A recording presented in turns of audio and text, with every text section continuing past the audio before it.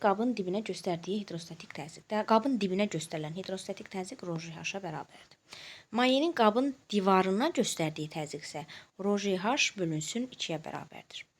Birləşmiş qablar qanununda hündürlük sıxlıqla tərs asılıdır. Yəni sıxlığı çox olan bir maye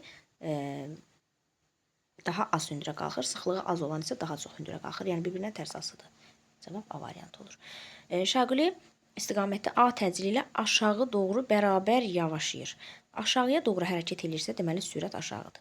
Amma bərabər yavaşıyır da, deməli bərabər yavaşladığına görə sürətlə təcil əks istiqamətdə olmalıdır. Ona görə də təcil olacaq yuxarı ki, bərabər yavaşlayan hərəkət etsin. Deyir hidrostatik təzyiq. Təcil yuxarı olduğuna görə ρ plus A H şəklində olacaq. Atmosfer təzyiqi barometr aneroid ilə ölçülür. Sonra mayələrin təzyiqi manometr ilə ölçülür. Dəniz səviyyəsindən 120 metr hündürlükdəki təpədə atmosfer təzyiqi. Baxın, 120 metr hündürlükdə 12 metrdən 1 atmosfer təzyiqi 1 mm civə sütunu düşür. Deməli 120 metrdirsə, bunu bölməliyəm 12-yə. Olacaq 10. Deməli, mənim atmosfer təzyiqim 10 mm civə sütunu düşməlidir. Normal atmosfer təzyiqi 760-dır. 10 mm civə sütunu düşəndə də nə qədər qalır? 750 mm civə sütunu qalır.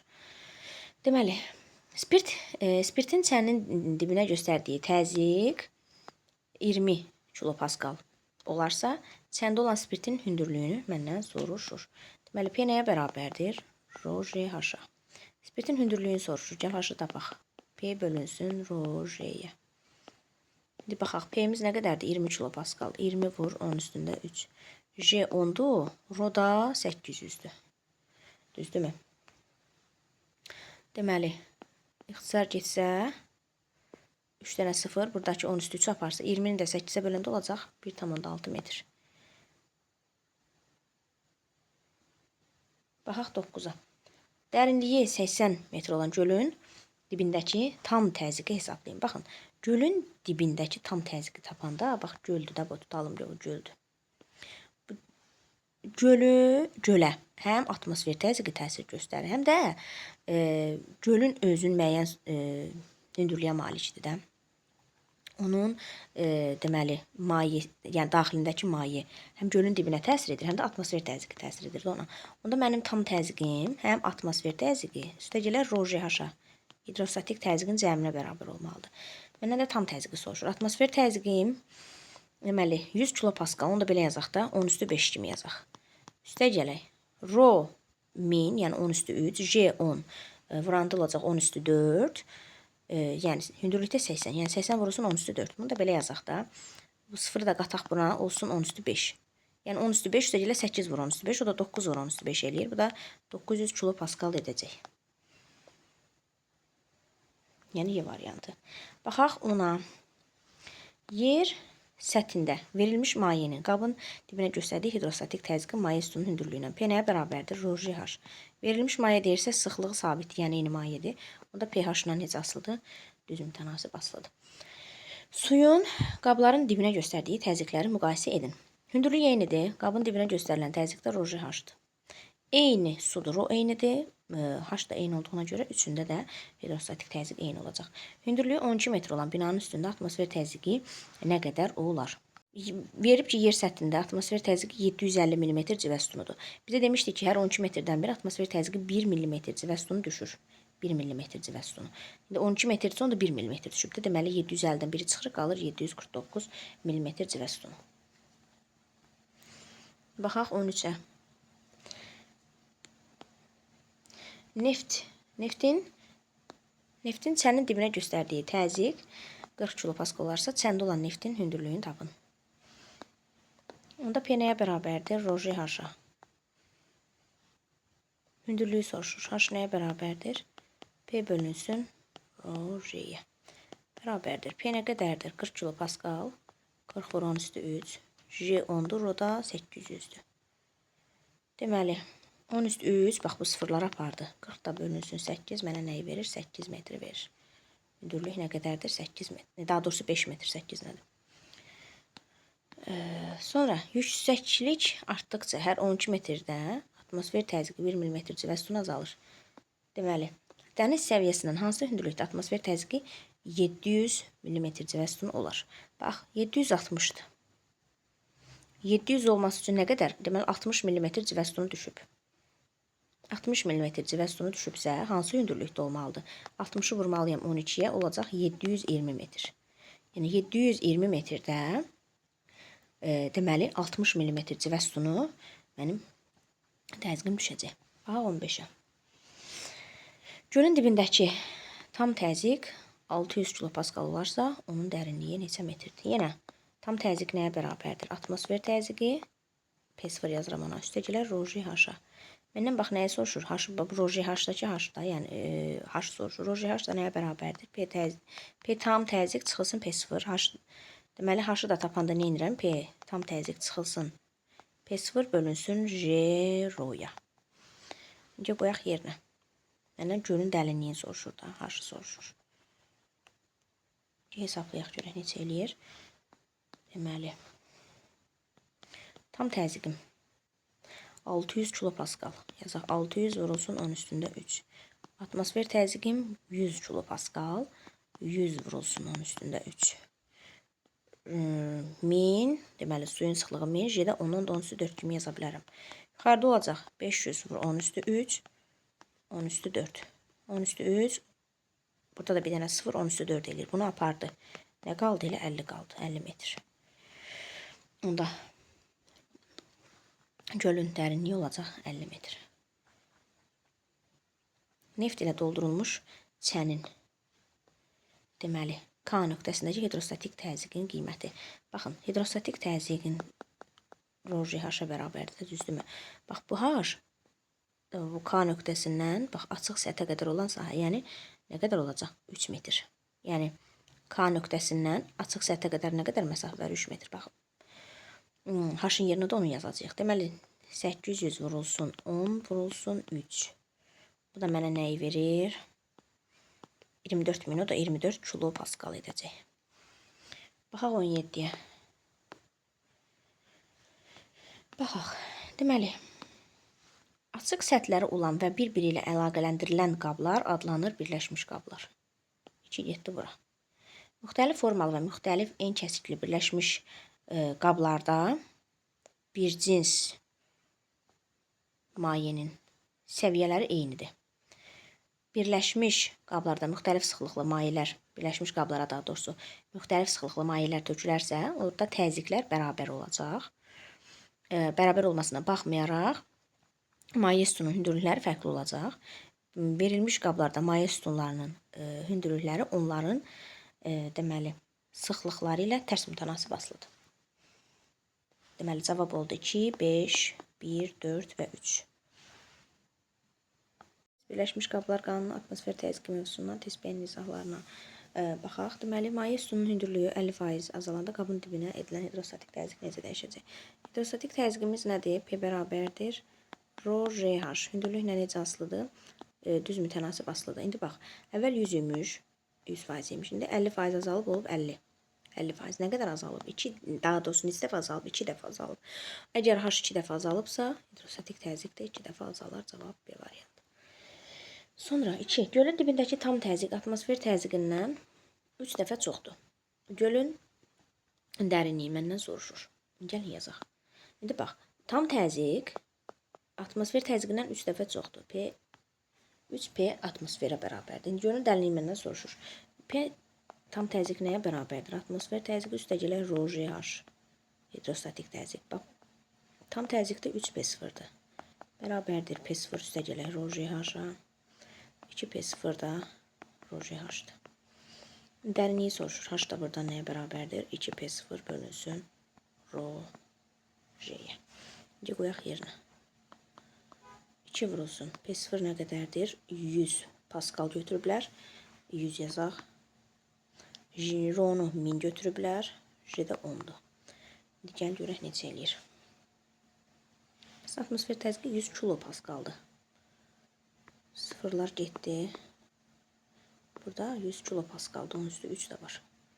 Deməli, burada 2 sıfır qaldı. Buradakı 2 sıfır aparsa qalacaq nə qədər? 20. Yuxarıda qaldı 20 metr. Cavab B variantı olacaq. 3. İçərisində maye olan qap şaquli aşağı yönələn 5 metr bölü saniyə təcili hərəkət edirsə, qabın dibinə təsir edən hidrostatik təzyiq necə dəyişəcəkdir? Deməli, aşağı yönələn təzyiqlə hərəkət edirsə, atmosfer təzyiqi rho J minus AH-a bərabərdir. Düzdürmü? Deməli, birinci halda rho JH-dır. İkinci halda rho J minus AH-dır. Deməli, burada yazsaq, deməli, olacaq 10 JH, gəl belə qəbul edək, 10 rho H daha doğrusu. Bunu isə qəbul edək, 10 çıxılsın 5, yəni 5 rho H. Deməli, əvvəl 10 rho H imiş, burada J-ni sileyim, 5 rho H. Deməli, əvvəl 10 imiş, sonra 5 olub. Neçə dəfə azalıb? 2 dəfə azalıb. Yəni, cavab D variantı. Ağzı açıq qabın dibində tam təzyiq P-dir. Maye suyunun hündürlüyü nəyə bərabərdir? Deməli, tam təzyiq nəyə bərabərdir? Atmosfer təzyiqi üstə gəlir rho JH-a. Buradan rho JH-ı tapsaq nəyə bərabərdir? Tam təzyiq çıxılsın atmosfer təzyiqi. H-ı da tapanda tam təzyiq çıxılsın atmosfer təzyiqi bölünsün J rho. Bu da harada verilibdir? C variantında verilibdir. Baxaq 5-ə. Maye dolu qab şaqili aşağı yönəlmiş 2 metr bölü saniyə təcili hərəkət edən zaman qabın dibinə göstərilən hidrostatik təzyiq 16 kilopaskaldır. Qabın hündürlüyünü soruşur. Bax, deyir aşağı yönələn 2 metr bölü saniyə təcili hərəkət edir. Onda bizim atmosfer təzyiqimizin düsturı belə olacaq. P bərabərdir rho J minus AH. Buradan da H-ı tapanda P bölünsün rho J minus A-ya. İndi baxaq. Təzyiqi verib 16 kilopaskal. Rho-nu verib 1000. Onu da gəl 10 üstü 3 kimi yazaq. Vurulsun. J 10-dur, təcil 2-dir. 10 çıxılsın 2 olacaq 8. 10 üstü 3-lər ixtisar gedir. 16 bölü 8-dən neçəni verir? 2 metr verir. Cavab olur B variantı. Qabda müəyyən hündürlükdə bir cins maye var. Həmin qabın şaqil yuxarı yönəlmiş J bölü 2 təcili ilə hərəkətində mayenin qabın dibinə göstərilən hidrostatik təzyiq. Bax, birinci təcilsiz vəziyyəti yazırıq. Nəyə bərabərdir? Rho JH-a. Sonra yuxarı, bu P1 yazdım da bura, P2. Sonra yuxarıya yönəlmiş J bölü 2 təcili ilə hərəkət edir. Rho vurulsun. J üstə gələk J bölünsün 2H. Deməli, bu eləcək 2-də 3 Rho JH. Bu da 1,5 Rho JH-dır. Deməli, əvvəl Rho JH imiş, sonra 1,5 Rho JH olub. Bu da deməkdir ki, 1,5 dəfə nə olub? Artıb. Stəkanda 150 qram su var. Stəkanın dibinin sahəsi 10 kvadrat santimetr, kütləsi 50 qram olarsa, stəkanın stola göstərdiyi təzyiq hesablanır. F bölünsün S-ə. Düzdürmü? Bax, 150 qram su var. 50 qram da öz kütləsi nə qədər edəcək? 200 qram. Onda 200 vur, onun üstü mənfi 3 kimi yazaq. Kilograma çevirəcək. Oturduğu sahədə 10 sahəsi də, yəni stəkanın dibinin sahəsi də 10 kvadrat santimetrdir. Bunu da kvadrat metrə çevirməliyik. Deməli, olacaq 10 vurulsun, 10 üstündə mənfi 4. Düzdürmü? Sıfırı apardıq. 10 üstü mənfi 4 yuxarı müsbətlə keçəcək. Onda nə qədər olacaq? 2000. Bu da 2 kilopaskal edir. Yəni B variantı. Baxaq 8-ə. Su üstünün hündürlüyünün sabit qiymətində suyun qabın dibinə göstərdiyi təzyiq qüvvəsinin qabın deməli, oturacağının sahəsindən asılılığı. İndi bax, F nəyə bərabərdir? Rho JH S. Hündürlük sabitdir. Onda F S-lə necə asılı? Düz mütənasib. Deməli, verilmiş silindirik qaba tökülən suyun qabın dibinə göstərdiyi təzyiqin suyun həcmindən asılığı. Baxın, P nəyə bərabərdir? Rho JH-a. Rho-nu yerinə də biz M bölü V yaza bilərik də. Düzdürmü? Rho nəyə bərabərdir? M bölünsün V. Silindirik qaba tökülən suyun qabın dibinə göstərdiyi təzyiqin suyun həcmindən asılığı. Bax, P nəyə bərabərdir? Rho JH. V də nəyə bərabərdir? S vurulsun H-a. Rho qalır. J qalır. H-ı gəl V-nin əvəzli olacaq. V bölünsün S-ə. İndi P V-lə necə asılı oldu? Onda düz mütənasib asılı oldu. Baxaq 10-a. Deməli, atmosfer təzyiqinin hündürlükdən asılılığı müəyyən qiymətdən tərs mütənasib asılı olacaq. Baxaq 11-ə. Verilmiş sıxlıqlı mayenin qabın dibinə göstərdiyi hidrostatik təzyiqin qabın dibinin sahəsindən asılığı. Asılı deyil. P nəyə bərabərdir? Rho J H hidrostatik təzyiq H-dan asılıdır. Yəni S-dən asılı deyil. Verilmiş mayenin olduğu qab şaqili istiqamətdə yuxarı yönəlmiş A təcili ilə hərəkət edir. Mayenin qabın dibinə göstərdiyi hidrostatik təzyiq P nəyə bərabərdir? Rho J üstə gələk AH. Bu da müəyyən qiymətdən ayının düz mütənasib belə olacaq. Verilmiş mayenin olduğu qab şaqili vəziyyətdə aşağıya doğru A təcili hərəkət edir. Mayenin qabın dibinə göstərdiyi hidrostatik təzyiq deməli P nəyə bərabərdir? Rho J minus AH. Deməli P aynen necə asılı olacaq? Bax bu şəkildə asılı olacaq. Hidrostatik təzyiqin verilmiş sıxlıqlı mayenin hündürlüyündən asılılıq qrafikinə əsasən bir nöqtəsinə uyğun hündürlüyü tapın. İndi baxın. P nəyə bərabərdir? Rho J H. P nəyə bərabərdir? Rho J H. Gəl birinci buz mayenin sıxlığını tapaq buradan. Rho nəyə bərabərdir? P bölü J H. 2 nöqtəsi üçün gəl hesablayaq. Onsuz da yeni mayedir də sıxlıqlar dəyişməyəcək. Olacaq bu 80 kilopascal, 80 vur 10 üstü 3. J 10'dur, hündürlük 10'dur. Deməli, ixtisar aparsaq, yuxarıda qalacaq 80 vur 10'dan olacaq 800. Sıxlığı tapdıqsa 800 kiloqram bölü metr kubu. İndi bir nöqtəsinə uyğun tapaq. İndi bir nöqtəsi üçün də yazsaq. Deməli, 20 kilopascal bərabərdir. Sıxlıq 800, vurulsun J 10, bu da H. 1 yazaq burada. Bax, 10 üstü 3. Bax, bu sıfırların hamısını apardı. Bunda H1 nəyə bərabər oldu? Deməli, 20 bölünsün 8. Bu da mənə nəyi verir? 2,5 metri verir. Yəni, C variantı. Maye ilə dolu olan ağzı bağlı qabda mayenin qabın dibinə göstərdiyi təzyiq P-dir.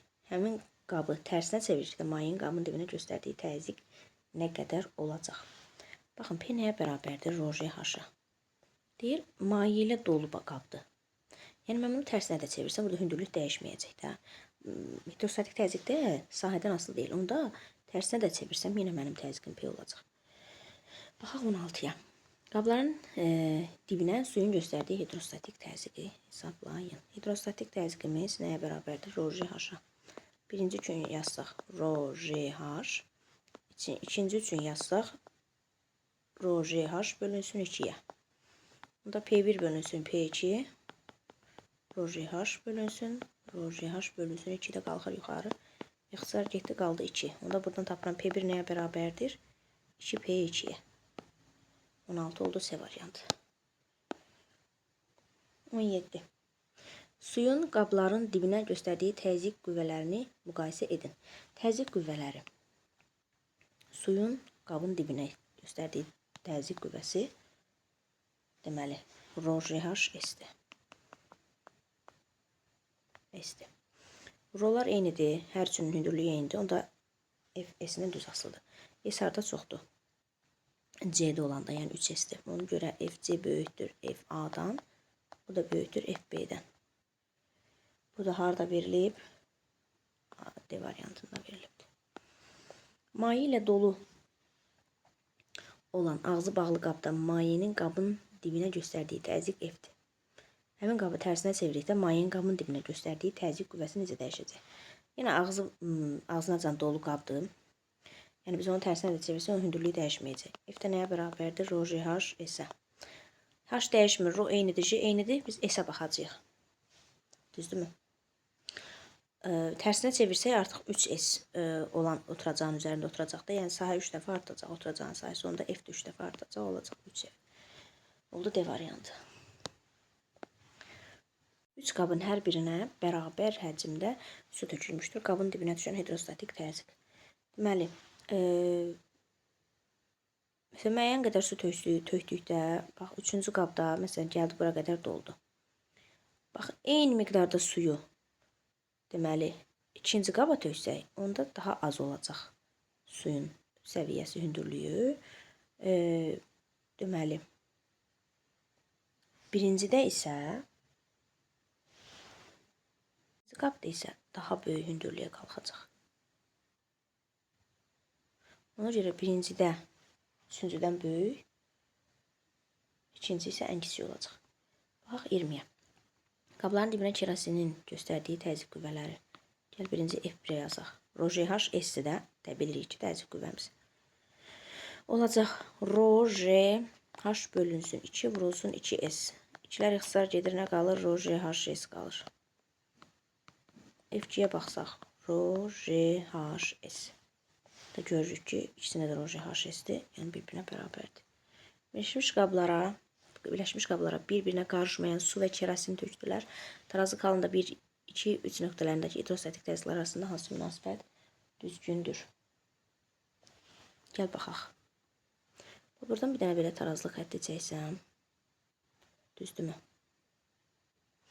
İndi baxaq. 2 nöqtəsi də, 3 nöqtəsi də. Siz bax buradadır. 2 nöqtəsi buradadır, 3 nöqtəsi buradadır. Deməli, onların açıq səthdən olan hündürlükləri bərabər olduğuna görə orada hidrostatik təzyiq də bərabərdir. Bir nöqtəsi isə baxın buradadır. Onun açıq səthdən olan sahəsi isə bax bu qədərdir. Daha azdır. Ona görə 2 ilə 3 də bərabərdir, 1-dən böyükdürlər. Yəni A variantı olacaq. Qab içərisindəki su ilə birlikdə şaqil istiqamətdə yuxarı yönəlmiş təcillə hərəkət etdirilir. Mayenin təzyiqinin təcildən asılı qrafikinə əsasən A nöqtəsinə uyğun təcilin qiymətini tapın. Gəlin yazaq. Yuxarı istiqamətləri kitləyir. Onda mənim təzyiq qüvvəm Rho G plus AH olacaq. İndi baxaq. Deməli, əvvəl P imiş, sonra 1,5 P olub. Yəni nə olub? 1,5 dəfə artıb. Düzdürmü? Əvvəl Rho GH imiş, sonra olub 1,5 Rho GH. Bax, əvvəlki təzyiqimiz tam Rho GH-dır. Gəl G-nin yerinə 10 yazaq. Olacaq 10 Rho H. İkinci halda bu 1-dir. İkinci halda isə deməli G-nin yerinə 10 yazsaq olacaq 15 Rho H. Düzdürmü? Deməli, J plus A 15 imiş. J 10'dur. Üstə gələk A bərabərdir 15'ə. Buradan da A-nı tapırıq. Nə qədər eləyir? 5 metr bölünsün saniyənin kvadratı edəcək. Cavab olacaq C variantı. Qabların dibinə göstərilən hidrostatik təzyiqlər eynidirsə, hansı qabda mayenin sıxlığı ən böyükdür? Baxın, P nəyə bərabərdir? Rho GH. Hər üçündə P eynidirsə, onda Rho ilə H tərs asılıdır. Deyir ki, mayenin sıxlığı ən böyükdür. Mayenin sıxlığının ən böyük olması üçün hündürlük daha az olmalıdır. Deməli, bu da A variantındadır. Hündürlük daha azdır və mayenin sıxlığı orada daha çoxdur. 24. A və B mayeləri kimi tarazlıqdadır. A mayesinin sıxlığını tapın. Tarazlıq xəttimizi gəlin buradan çəkək. Onda yazaq. Rho A bölünsün Rho B bərabər olmalıdır. H B bölünsün H A-ya.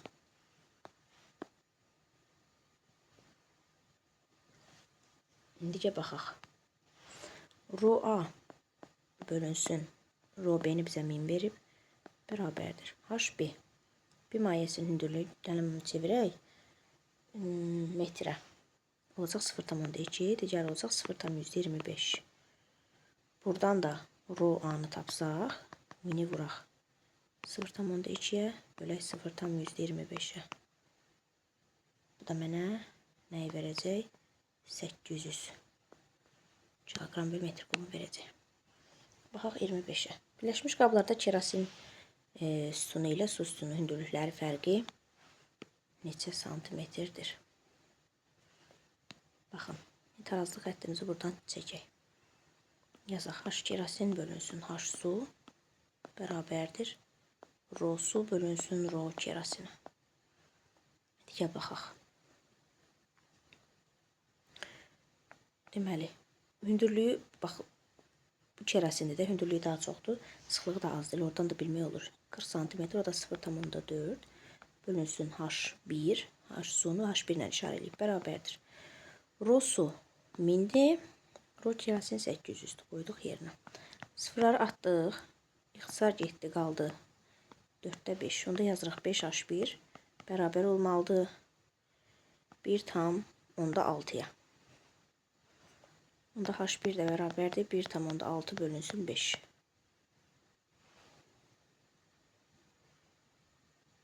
Verəcək 0,32-ni. Düzdürmü? Deməli, su sütununun hündürlüyü 0,32 metrdir. Kerasinki 0,4-dür. İndi mənə fərqi deyir. 0,4-dən çıxıram 0,8-i qalır 0,8 metr. Cavabı da santimetrlə istəyir deyə vuraq ona olacaq 80 santimetr. 26. Suyun qabların dibinə göstərdiyi təzyiqləri və təzyiq qüvvələri arasında hansı münasibət düzgündür? Bax, hündürlüklər eynidir. Hündürlüklər eyni olduğuna görə, deməli, rho H-dır da hidrostatik təzyiq. Burada rholar eynidir, yəni 2 düzdür. İndi F-ə baxaq. F-də rho H-dir. H-lar eynidir, S-lər fərqlidir. Hansının S çoxdursa, onun F daha böyükdür. Cavab olacaq 2 və 6. İkinci birincidən daha çox olduğuna görə orada təzyiq qüvvəsi də daha böyükdür. Qablarda olan suyun çəkisi və suyun həmin qabın dibinə göstərdiyi təzyiq qüvvəsi arasında hansı münasibət düzgündür? Qablardakı suyun çəkisi. Baxaq. Bu düzgün formalı qabdır. Digəri isə yuxarıya doğru, birincisi genişlənən qabdır, yuxarıya doğru genişlənən qabdır.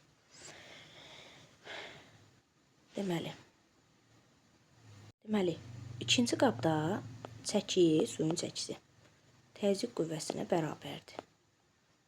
Yəni 4 düzgündür.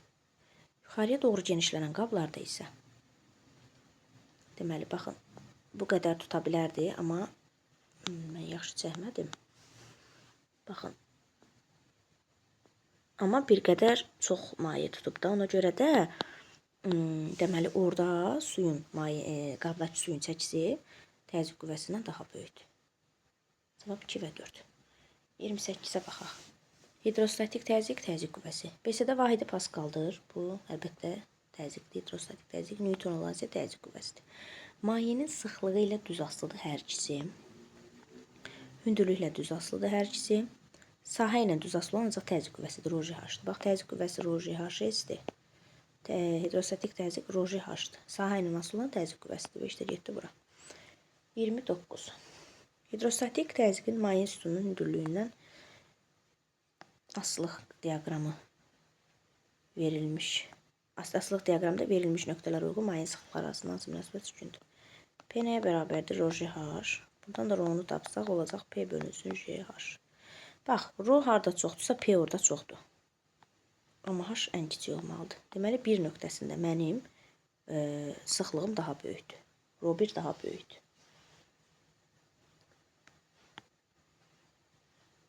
Amma baxın, belə bir diaqram, daha doğrusu belə bir qrafik çəksəm, 2 ilə 3 eyni ox üzərindədir.